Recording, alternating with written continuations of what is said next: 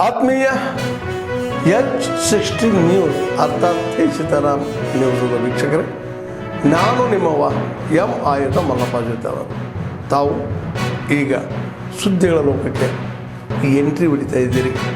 ಈ ಸುದ್ದಿಗಳನ್ನು ಪ್ರತಿಯೊಂದು ನೋಡೋ ಜೊತೆಗೆ ನಿಮ್ಮ ಅಭಿಪ್ರಾಯಗಳನ್ನು ಹಂಚ್ತಾ ಇರಿ. ಯಾಕಂದರೆ ಈ ಸುದ್ದಿಗಳು ನಿಮಗಾಗಿ, ನಿಮ್ಮ ಬದುಕಿಗಾಗಿ, ನಿಮ್ಮ ವೈಚಾರಿಕೆಗಾಗಿ, ನಿಮ್ಮ ತಿಳುವಳಿಕೆಗಾಗಿಯೂ ಗೊತ್ತು. ಜೊತೆಗೆ ನಮಗೂ ನಿಮ್ಮೊಂದಿಗೆ ಇದೊಂದು ಮಾತಾಡುವಂಥ ಜೊತೆಗೆ ಸುದ್ದಿಗಳನ್ನು ಬಿಡುವಂಥ ಕೆಲಸ.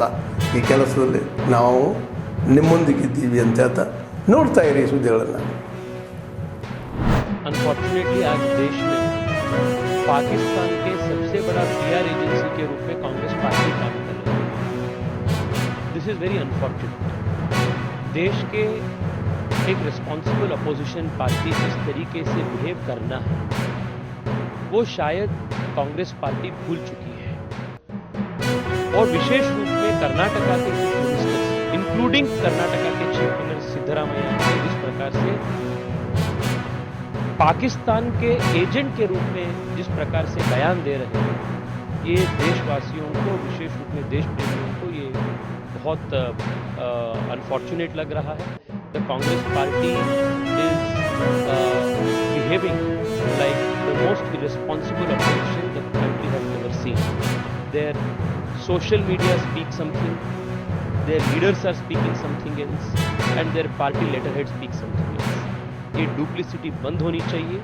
देश एक ध्वनि में, एक स्वर में पाकिस्तान जो किए हैं इसका खंडन करना है और देश की सरकार के साथ खड़े रहना हर एक भारतीय का आज जिम्मेदारी है.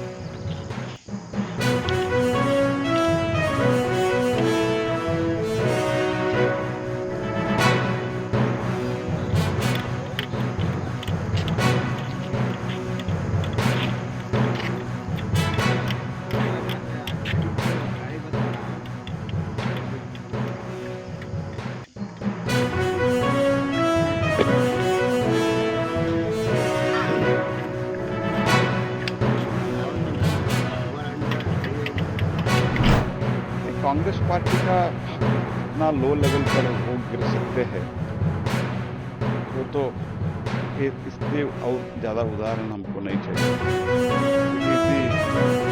लोएस्ट लेवल ऑफ तो कितना वो गिर सकते हैं इसका एक उदाहरण है. मैं इतना ही कहना चाहता हूँ. तो इसका जो सिद्धरामैया का स्टेटमेंट, कांग्रेस का कुछ मंत्रियों का, कर्नाटक के मंत्रियों का स्टेटमेंट और कल का जो पाकिस्तान को लोग उत्साह दिया है, उन लोगों ने डिलीट किया है. बाद में उनको पता चला कि हमने गलती किया है. कम से कम ये तो एहसान हो गया कि गलती ಸರ್ಕಾರಿ ಮೇಲೆ ಕೈ ಮಾಡಿದ್ದು ಆ ಕ್ಷಣದಲ್ಲಿ ನಾನು ಅದನ್ನು ಖಂಡಿತವಾಗ್ಲೂ ಅವರು ನಮ್ಮ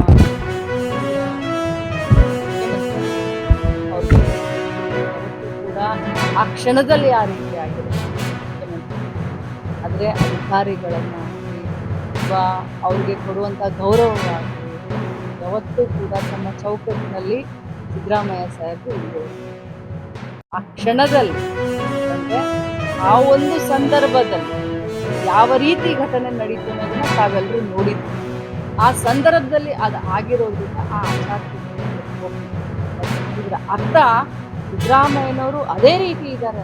ಸಿದ್ದರಾಮಯ್ಯನವರ ಇನ್ನೊಂದು ಹೆಸರೇ ಹಿಂದುಳಿದ ಸಮಾಜ ಆಗಿರಬಹುದು, ತುಳಿತಕ್ಕೆ ಒಳಗಾದಂಥವರ ಧ್ವನಿಯೇ ಆದಂಥ ಒಬ್ಬ ಶ್ರೀಮಂತ ನಾಯಕ ಅಂತ ಸಿದ್ದರಾಮಯ್ಯನವರನ್ನು ನಾವು ಎಲ್ಲರೂ, ನಾನೊಬ್ಬಳೇ ಅಲ್ಲ ಅಥವಾ ಅವರ ಒಂದು ಮಂತ್ರಿ ಮಂಡಳದಲ್ಲಿ ಮಂತ್ರಿ ಇದ್ದೀನಿ ಅಂತ ಇವತ್ತು ಸಿದ್ದರಾಮಯ್ಯನವರನ್ನು ಪ್ರತಿಯೊಬ್ಬರೂ ಕೂಡ ಎಲ್ಲರೂ ನಾವು ಹಾಡಿ ಹೋಗಲಿ. ಯಾಕೆ ಅಂತಂದರೆ ಅವರ ಒಂದು ದೊಡ್ಡ ಗುಣಕ್ಕೆ